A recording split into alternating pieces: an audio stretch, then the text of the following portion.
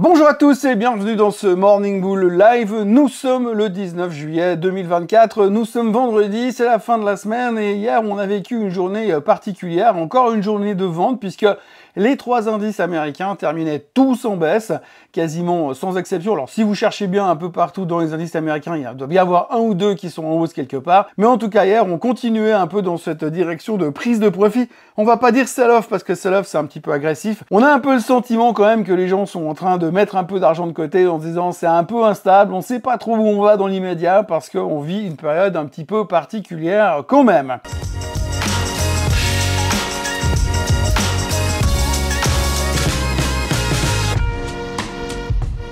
Donc ce qu'il faut retenir de la séance d'hier, c'est qu'on continue de voir cette pression baissière continue. Alors il y a 2 jours en arrière en disant oui c'est des rotations de secteur, on vend la tech, on achète les défensifs et on achète les small caps. Mais force est de constater que depuis quelques jours, la tech est en baisse, en forte baisse pour certains. Et puis on continue à vendre également les small caps et les défensives, puisque quand vous regardez ne serait-ce que le Russell 2000, il est en baisse depuis 2 séances consécutives. Donc pour l'instant, il ne faut pas venir dire qu'on est en train de vendre la tech pour racheter des small caps.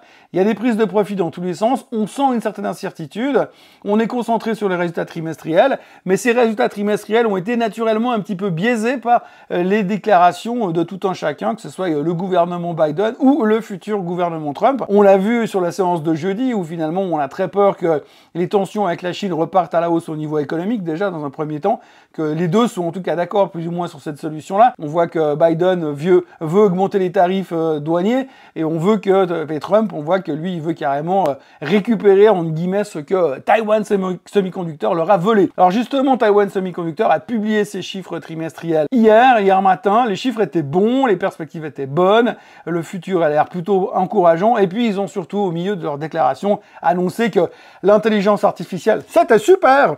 Donc l'intelligence artificielle continue de tirer à la hausse. Ils sont optimistes sur l'avenir. Ils voient que la croissance, elle vient clairement de là. Et donc ça a fait du bien à une société parmi toutes, c'est juste Nvidia, c'est quasiment la seule qui rebondissait hier de 3%, parce que finalement, on est en train de nous dire que ça va bien se passer. Et en plus de ça, comme si les déclarations de TSM ne suffisaient pas, il y a aussi l'analyse de Goldman Sachs qui est venue nous dire que selon lui, dans quelques semaines, lors de la publication des chiffres de Nvidia, ils allaient mettre tout le monde d'accord, tout spécifiquement ceux qui sont négatifs sur le titre ou sur la thématique. Donc Nvidia montait, en revanche tout le reste restait sous pression. On vend des Magnificent Seven, on prend des profits, on récupère de l'argent pour l'été. On n'a plus vraiment envie de se battre pour l'instant. On voit que pour publier des bons chiffres et puis pour satisfaire le marché, il va vraiment falloir se lever de bonne heure pour l'instant. Mais en tous les cas, ce qu'il faut retenir, c'est qu'effectivement, la journée d'hier était un petit peu morose. Ça tient le coup en Europe. Donc petite journée l'un dans l'autre avec une grosse journée négative sur le côté US qui se pose des questions surtout sur l'avenir. Aujourd'hui, on sait qu'on a obtenu ce qu'on voulait, à savoir on va avoir notre baisse des taux au mois de septembre. Aujourd'hui, je vous l'ai dit, la probabilité d'une baisse de taux est quasiment à 100%. Tout le monde est convaincu qu'ils vont baisser les taux au mois de septembre. Il y a juste encore Dimon qui vient de temps en temps dire non, mais je pense qu'il faudrait pas baisser les taux parce que on n'a pas encore vu la fin de la hausse de l'inflation. Bref, ça c'est des choses, des petits détails parce qu'il faut juste faire parler de soi au milieu de ce que l'on vit aujourd'hui. Donc voilà, pour l'instant, on se pose beaucoup de questions. La macro est toujours dans la bonne direction, à savoir une économie plutôt lente avec un marché de l'emploi qui continue de ralentir. On l'a vu hier encore avec les jobless claims, 229 000 attendus, 243 000 annoncés, donc ce qui veut dire que de plus en plus de gens demandent de l'aide de l'État parce qu'ils n'arrivent pas à s'en sortir tout seuls. Donc le chômage augmente, donc le marché de l'emploi est toujours aussi pourri si on avait encore des doutes par rapport à ce qu'on a vu comme chiffre récemment. Donc en gros, une pente parfaitement velours pour que M. Powell puisse venir baisser les taux comme prévu au mois de septembre. Donc là, rien ne changé et pourtant, les marchés ne montent plus. Alors c'est vrai que ça ne monte plus, on peut se demander s'il y a une baisse de motivation, mais il est vrai que de l'autre côté, on a toujours pas mal de tensions politiques, il ne faut pas le négliger, des tensions politiques qui continuent de faire parler d'elles, puisque hier, on a eu M. Trump qui a été annoncé comme candidat officiel des Républicains. Oh mon Dieu, quelle surprise! Et durant son intronisation, il a annoncé qu'il allait baisser les impôts drastiquement et qu'en plus, il allait faire baisser l'inflation. Bon, le mec, il est super fort, comme tous les politiciens quand ils se présentent, tout est beau, tout est gentil, et puis à la fin, c'est pas toujours tout à fait pareil. Donc Trump, on est enthousiaste parce qu'on sait a priori qu'il va gagner, donc tout le monde est en train de se dire, il va favoriser les baisses d'impôts, donc ça va être bon pour le marché. Pourtant, le marché monte pas quand même parce qu'il y a de l'instabilité, parce qu'on ne sait toujours pas qui sera vraiment son adversaire lors de cette élection américaine, puisque on sait que M. Biden ne veut pas se retirer, mais on voit par contre dans les médias qu'il y a de plus en plus de gens, des gros morceaux du Parti démocrate, qui sont en train de se bagarrer. La première chose, on a vu hier Obama, qui disait que selon lui, Biden devrait faire ce qui est bon pour le pays, en gros, casse-toi. Et puis on a eu aussi Mme Nancy Pelosi qui a appelé, soi-disant, M. Biden hier pour lui dire ce qu'elle pensait de ce qu'il devait faire, en gros, casse-toi aussi. Donc on voit que même les gros soutiens, ceux qui étaient ces gros soutiens il y a encore 3 semaines, sont en train de dire non mais là on n'a plus aucune chance de gagner, il faut qu'il dégage. Alors les rumeurs dans le marché sont qu'il devrait annoncer sa renonciation d'ici la fin de ce week-end. Et puis la grande question qui va rester derrière, c'est qui sera son remplaçant.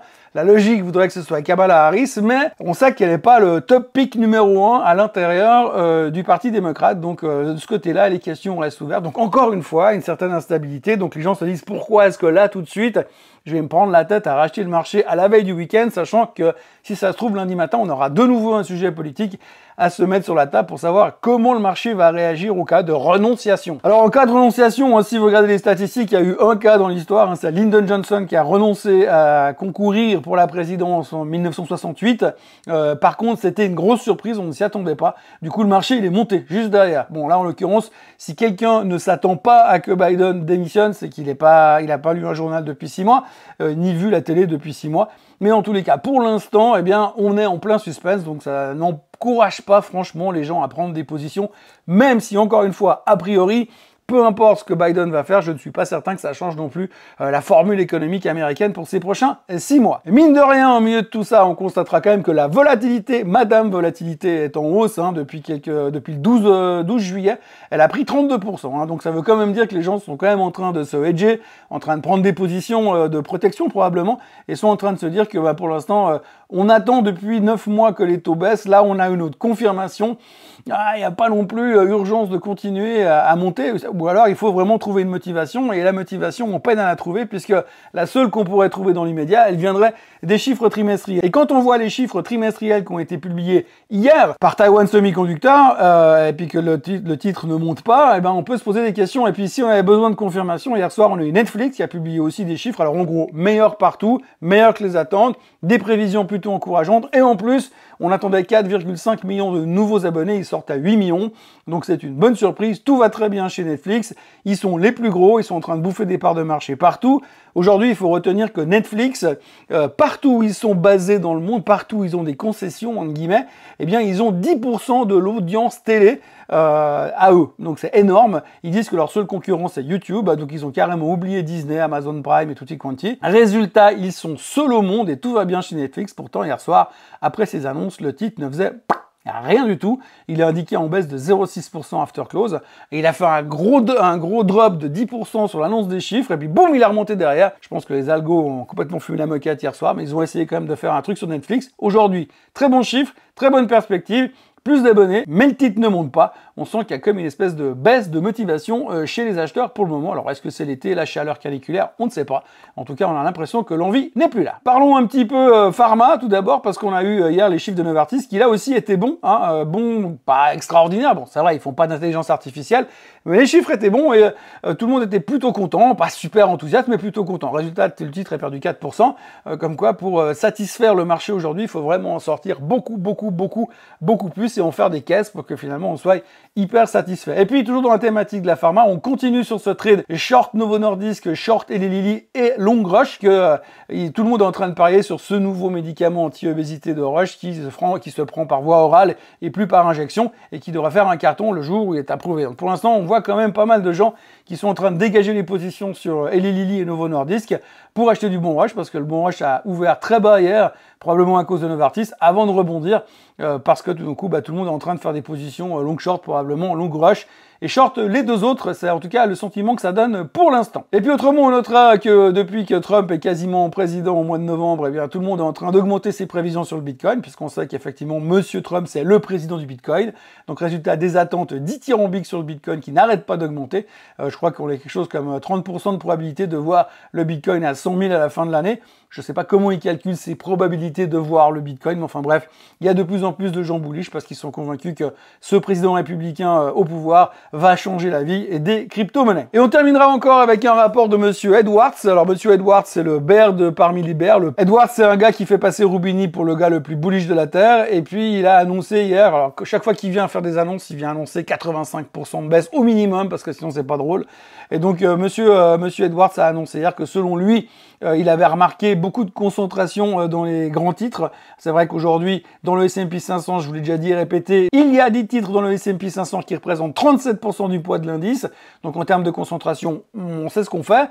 Et monsieur Edwards, il a remarqué dans l'histoire, regardez le graphique qui s'affiche, que chaque fois qu'on a eu des hyper-concentrations dans les indices boursiers, eh bien ça a débouché sur une récession et sur un pétage de gueule monumental.